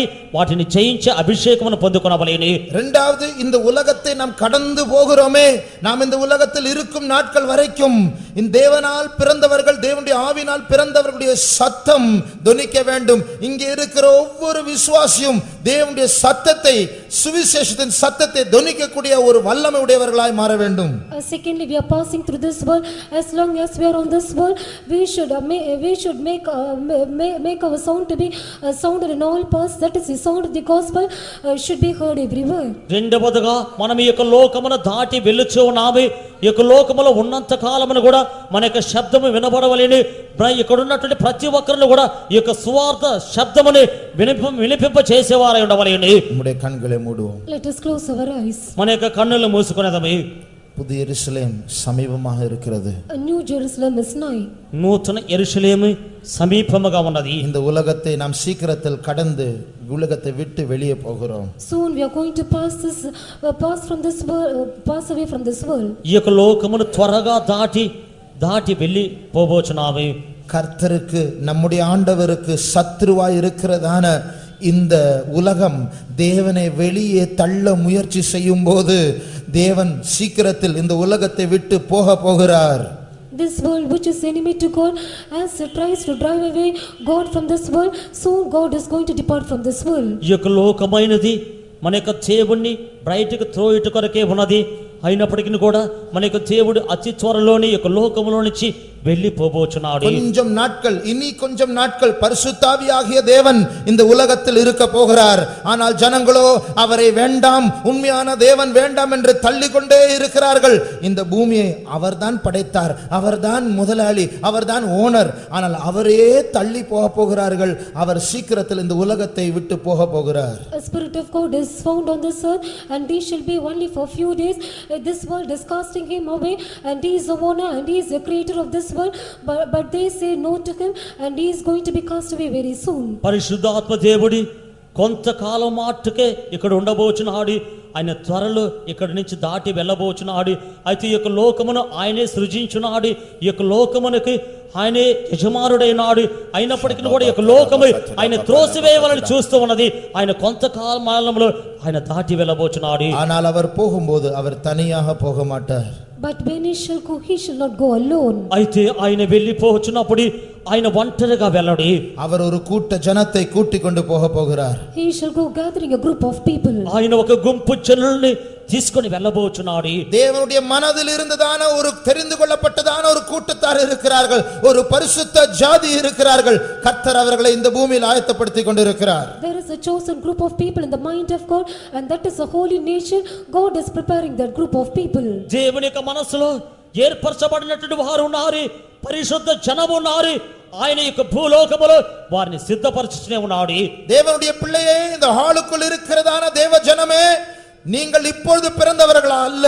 கர்த்தர் உங்களை தாயின் கற்பத்தில் உருவாகும் முன்னமே, இந்த பூமியை உண்டாக்குவதற்கு முன்பாகவே கர்த்தர் நீங்கள் யார் என்றும் நான் யார் என்றும் அறிந்தார். Child of God and people of God who are seated in this hall, though you are born now, yet you are being foreordained in the mind of God from the foundation of the world, and you are being ordained by God when you are being in your mother's womb. ఈ యొక్క హాల్లో కూర్చున్నటువంటి దేవుని యొక్క జనులారా, ఇప్పుడు మనము పుట్టిన వారము కాదు, దేవుని యొక్క మనసులో ఉన్న వారము. తల్లి గర్భములో ఉండక మునుపుగానే, మనము జగత్ పునాది వేయబడక మునుపుగానే ప్రభు మనల్ని గుర్తెరిగినాడు. பிதாவின் மனதில் பிறந்தவர்கள், தேவனால் தேர்ந்தெடுக்கப்பட்ட ஜனங்கள், ஒரு நோக்கத்தோடு இந்த பூமிக்கு அனுப்பப்பட்டவர்கள். இந்த உலகத்தின் வல்லமைகள் உங்களுடைய இருதயத்தையும் என்னுடைய இருதயத்தையும் அவரை விட்டு பிரிந்து விடாதபடிக்கு ஜாக்கிரதையாய் விழிப்பாய் இருப்போமாக. They that are born in the mind of God, and they that are in the mind of God, let us be careful and vigilant, so that we may not be defiled by the powers of this world that draws us away from God.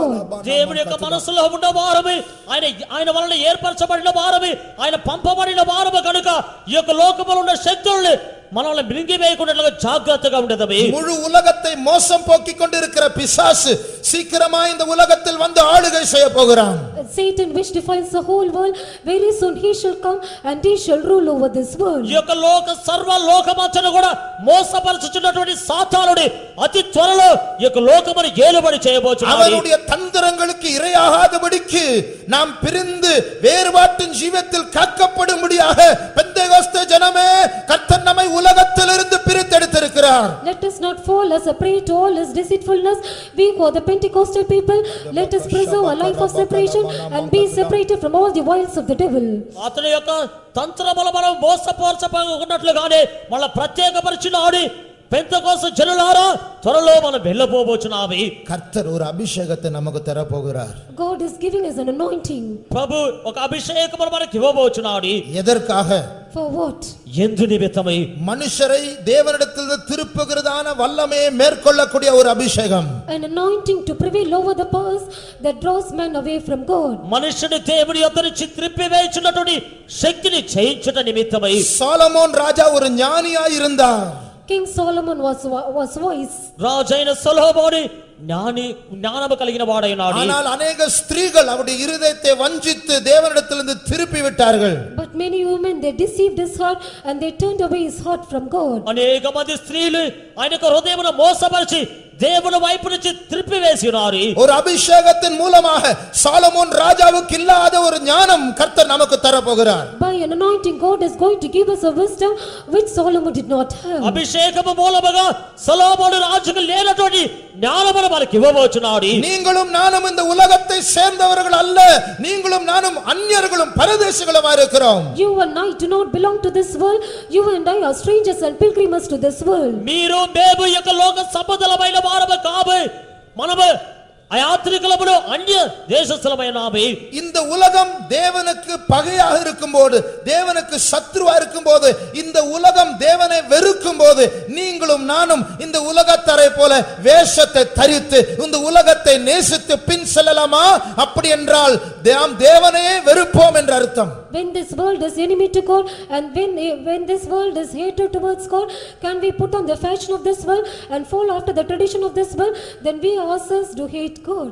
ఈ లోకమైనది దేవుని ద్వేషించి దేవునికి శత్రువుగా ఉన్నప్పుడు ఈ యొక్క లోకమును మనం వెంబడింపగలమా? ఈ యొక్క లోకముకు తగినటువంటి వేషధారణని ధరించుకొనగలమా? అదే విధముగా ఉన్నట్లయితే మనము దేవుణ్ణి ద్వేషించుచున్నాము. தேவனால் முன்குறிக்கப்பட்டும் உலகத்தினால் வஞ்சிக்கப்பட்டு தேவனை விட்டு போகிறதான ஜனங்களை பார்த்து வேதம் இப்படி சொல்லுகிறது. Being foreordained by God and being deceived of the world and they that go astray from God, word of God says looking at them. దేవుని వలన ముందుగా నిర్ణయింపబడిన వారై లోకము మూలముగా మోసపరచబడిన వారై లోక మాలిన్యమును అంటి ఉన్న వారిని చూసి గ్రంథం ఈ విధముగా సెలవివ్వబడుచున్నది. உலகத்தையும் லௌகிகத்தையும் ஆடம்பரத்தையும் நேசித்து அதன் பின் செல்லுகிறதான தேவனால் தெரிந்து கொள்ளப்பட்டதான ஜனங்களை பார்த்து வேதம் சாதாரண வார்த்தைகளால் கடிந்து கொள்ளாமல் விபச்சாரக்காரரே, விபச்சாரிகளே, உங்களுக்கு தெரியாதா உலக சிநேகம் தேவனுக்கு விரோதமான பகை என்று தெரியாதா என்று கேட்கிறது.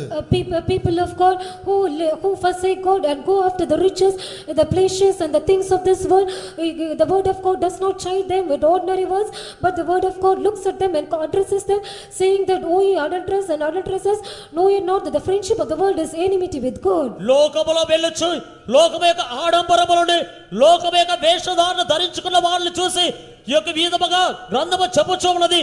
ఏదో సాధారణమైనటువంటి మాటల మూలముగా వారిని గద్దెంపకున్నట్లుగా వ్యభిచారులారా, వ్యభిచారులారా, లోకము దేవునికి విరోధమైన శత్రువని తెలియదా అని చెప్పుచున్నాడు. இந்த மத்தியான வேளையில் ஆவியானவர் நம்மை ஒரு கேள்வியை கேட்கிறார். In this afternoon God puts forth a question. ఈ యొక్క మధ్యాహ్న సమయమందు ఆత్మీయుడు మనల్ని చూసి ఒక ప్రశ్న అడుగుచున్నాడు. கர்த்தர் பட்சத்தில் நிற்கிறவன் யார்? Who is on the Lord's side? యెహోవా పక్షముగా నిలబడవారు ఎవరు? இந்த உலகம் எனக்கு வேண்டாம். I do not want this world. ఈ లోకము నాకు వద్దు. இந்த உலகத்தின் ஆடம்பரம் எனக்கு வேண்டாம். I do not want the fashions of this world. లోకములో ఉన్న ఆడంబరములు నాకు వద్దు. நான் தேவனால் தெரிந்து கொள்ளப்பட்ட ஒரு பாத்திரம். I am a vessel chosen of God. నేను దేవుని మూలముగా ఏర్పరచబడినటువంటి పాత్ర. எனக்கு இயேசு தான் வேண்டும். I want only Jesus. నాకు యేసు మాత్రమే కావాలి. மறுபடியுமாக இந்த உலகத்தினுடைய பிடியிலிருந்து விடுவிக்கப்பட்டவர்களாக தேவனிடத்தில் சேர வேண்டும் என்று விரும்புகிறவர்கள் வலது கரங்களை உயர்த்துவோமாக. Again, those who want to be delivered from the clutches of this world, let us lift up our right hand. మరలా ఈ యొక్క లోకము నుంచి విడిపింపబడిన వారై దేవుని యొద్దకు చేరే ఇష్టపడే వారందరూ కూడా కుడి చేతిని పైకెత్తండి. கர்த்தர் நம்முடைய ஆவிக்குரிய விபச்சாரத்தை மன்னிப்பாராக. Let God forgive our spiritual adultery. ప్రభు మన ఆత్మీయ సంబంధమైన వ్యభిచారమును క్షమించునుగాక. உலகத்தையும் அதன் ஆடம்பரத்தையும் நேசித்து அதன் பின்றாக சென்றதற்கு கர்த்தர் நம்மை இன்றைக்கு மன்னிக்கிற தேவனாக நம்மத்தில் இருக்கிறார். God is us one who forgives when we have walked after the fashions and the things of this world. లోక ఆడంబరమును వెంబడించి లోకమును వెంబడించిన మనల్ని ఆయన క్షమించి క్షమించే దేవుడే మన మధ్య ఉన్నాడు. மன்னிப்பு பெற்ற ஜனங்களை நோக்கி ஒரு அபிஷேகம் வருகிறது. An anointing is coming for towards the people who have received pardon from God. క్షమాపణ పొందిన జనుల వైపు చూసి అభిషేకము దిగి వచ్చుచున్నది. கரங்களை கீழே போடுவோம். Let us put down our hands. చేతులు కింద పెట్టేదమై காற்று வீசுகிறது போல இந்த கடைசி நாட்களில் நீங்களும் நானும் வீச போகிறோம். As the wind blown, even so in these last days you and I are going to be blown. గాలి విసిరి విధముగానే మీరు నేను ఈ యొక్క జనముల విసరపోవచ్చున్నాము. இன்றைக்கு நீங்களும் நானும் தள்ளாடுகிற பலவீனரை போல பாவத்தினால் பிசாசினால் அலக்களிக்கப்பட்டு அசைந்து கொண்டிருக்கிறோமே. Today you and I be weak and feeble by the sins of this world and by the wickedness of this world. We are being tossed to and fro. మీరు నేను ఇప్పుడు సాతాను మూలముగాను పాపం మూలముగాను బలహీనపడి వణుకుచున్న వారి వలె మనం కనబడుచున్నామే. பாவத்தினால் லௌகிகத்தினால் பிசாசினால் வியாதினால் பில்லுசுனியத்தினால் கலக்கப்படுகிற ஜனங்கள் ஒரு அபிஷேகத்தை பெற்றுக்கொண்டு உலகத்தையே கலக்குகிற ஜனங்களாய் மாறப் போகிறார்கள். People who are being troubled of witchcrafts by sin, by sicknesses and various other things, today they are going to receive an anointing and they are going to trouble this world. పాపము మూలముగాను లౌకికము మూలముగాను ఈ యొక్క వ్యాధి మూలముగాను చేతబల్ల మూలముగాను కలవరపడుచున్నటువంటి జనులందరూ కూడా అభిషేకం పొందుకొని వీటన్నిటిని కూడా కదిల్చి వేసేదమై. பிதாவின் மனதிலிருந்து நாம் புறப்பட்டு வந்தோமே, பிதாவின் மனதிலிருந்து புறப்பட்டு வந்தவர்களுக்கு பிதாவின் மனதிலிருந்து ஒரு அபிஷேகம் புறப்பட்டு வருகிறது. We have been proceeded from the mind of God and they that are come from the mind of God, an anointing is waiting for them. తండ్రి యొక్క మనస్సులో నుంచి బయలుదేరి వచ్చినాము. తండ్రి యొక్క మనిషి యొక్క బయలుదేరి వచ్చిన వారిని గురించి ఒక అభిషేకం వచ్చుచున్నది. இந்த உலகத்தின் வல்லமைகளை எதிர்த்து எழும்பக்கூடிய ஒரு அபிஷேகம் வந்து கொண்டிருக்கிறது. An anointing is descended in order to resist and prevail over the powers that arises from this world. ఈ యొక్క లోకములో శక్తులు ఎదిరించే అభిషేకం వచ్చుచున్నది. பெற்றுக்கொள்வோம். Let us receive it. పొందుకునేదమై. பாவம் பெரியதா, உங்களுக்குள் இருக்கிற தேவன் பெரியவரா? உங்களோடு போராடுகிற வியாதி பெரியதா, உங்களுக்குள் இருக்கிற தேவன் பெரியவரா? உங்களோடு போராடுகிற பிசாசின் வல்லமைகள் பெரிதா, உங்களோடு இருக்கிற தேவன் பெரியவரா? பார்ப்போமே. சிலருடைய இருதயங்கள் உடைந்து கொண்டு இருக்கிறது, சிலருடைய வியாதிகள் போய்க்கொண்டே இருக்கிறது, சிலருடைய பின்மாற்றம் மாறிக்கொண்டே இருக்கிறது. ஒரு பரிசுத்தத்தின் வேலையை கர்த்தர் நம்மத்தில் செய்து கொண்டிருக்கிறார். பெந்தெகோஸ்தின் வல்லமை நம்மத்தில் அசைவாடி கொண்டிருக்கிறது. இந்த பூமியை உலகத்தின் வல்லமைகளை ஜெயிக்கக்கூடிய வல்லமை நம்மத்தில் அசைவாடி கொண்டிருக்கிறது. தேவன் தருகிற அபிஷேகத்திற்குள் வரங்கள் உண்டு. இதுவரைக்கும் வரங்களினால் பிரகாசிக்காத சிலரை கர்த்தர் வரங்களினால் அலங்கரிக்க போகிறார். சாதாரண மனுஷரை போல இந்த பூமியில் மண்ணுக்குப்பான மாம்சீகமான வாழ்க்கை செய்தவர்களை கர்த்தர் பரிசுத்தப்படுத்தி அவருடைய தெய்வீக அதிகாரத்தினால் நிரப்ப போகிறார். உங்களுக்கு இதுவரைக்கும் பேய் பிடித்திருக்கிறோம், பேய்களை துரத்தக்கூடிய வல்லமை கர்த்தர் தரப்போகிறார். வியாதி வியாதி வியாதி என்று தவித்துக் கொண்டிருந்திருக்கலாம், வியாதிகளை குணமாக்கக்கூடிய அதிகாரத்தை கர்த்தர் தருகிறார். பாவத்திற்கு பல ஆண்டு காலமாய் அடிமைப்பட்டு கொண்டிருக்கலாம், பாவத்தை மேற்கொள்ளக்கூடிய பரிசுத்தத்தின் வல்லமை கர்த்தர் தருகிறார். இப்பொழுதோ வருகிற சத்தம் புலம்பலின் சத்தம், முறுமுறுப்பின் சத்தம். நான் வியாதியாக இருக்கிறேன், நான் பலவீனமாக இருக்கிறேன், பிசாசு போராடுகிறது, மரண சிந்தை வருகிறது, தற்கொலை சிந்தை வருகிறது, பாவத்தின் மேல் ஜெயம் இல்லை. சீக்கிரத்தில் வேறொரு சத்தம் தொனிக்க போகிறது, உங்களுடைய வாயிலிருந்து அது தொனிக்க போகிறது. இதோ இயேசு வருகிறார், இயேசு உங்களை நேசிக்கிறார். ஜனங்களே, தேவனிடத்தில் வாருங்கள். இயேசுவின் நாமத்தில் பிசாசின் வல்லமைகளை தேசத்தை விட்டு ஓடிப்போ. உங்கள் வாய் அதை உரைக்க போகிறது. அது கேட்ட அபிஷேகத்தின் வல்லமை உங்களுக்குள் நிச்சயமாக கிரியை செய்து கொண்டிருக்கிறது. சமூகத்துக்காக நாம் கர்த்தரை ஸ்தோத்திரிப்போம். ஸ்தோத்திரம் ஸ்தோத்திரம் ஸ்தோத்திரம் ஸ்தோத்திரம் ஸ்தோத்திரம் ஸ்தோத்திரம் ஸ்தோத்திரம் ஸ்தோத்திரம். இந்த கூட்டத்தை கர்த்தர் ஆசீர்வதித்தபடியால் கர்த்தரை ஸ்தோத்திரிப்போம். ஸ்தோத்திரம் ஸ்தோத்திரம் ஸ்தோத்திரம் ஸ்தோத்திரம் ஸ்தோத்திரம் ஸ்தோத்திரம். பரிசுத்த ஆவியானவரின் ஐக்கியமும் காவலும் நம்மோடும் எல்லா பரிசுத்தவான்களோடும் கூட கர்த்தராகிய இயேசு கிறிஸ்து வரும் மட்டும் இருப்பதாக. அல்லேலூயா அல்லேலூயா.